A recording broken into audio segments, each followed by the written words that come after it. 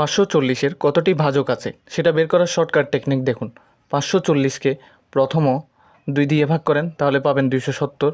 270-কে যদি 2 দিয়ে ভাগ করি তাহলে 100, 135, 135, 100 কত 35, তাহলে 135, 135-কে আপনি 3 দিয়ে ভাগ করতে পারেন। 3 দিয়ে ভাগ করলে হয় 45, তাহলে 45-কে আপনি আবার 3 দিয়ে ভাগ করলে হয় 15, 15-কে আবার 3 দিয়ে ভাগ করলে হয় 5।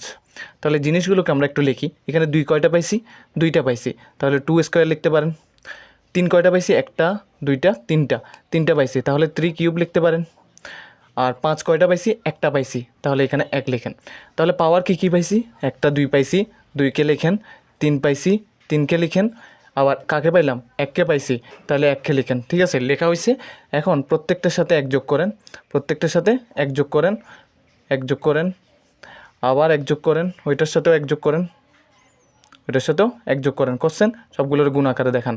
তাহলে এখানে কত পাচ্ছেন? 2 আর 1 হয় 3, 3 আর 1 হয় 4, 1 আর 1 হয় 2, তাহলে 3 4 12, 12 দুগুণে 24টা হবে আমাদের ভাজকের সংখ্যা। তাহলে পেয়ে গেলাম।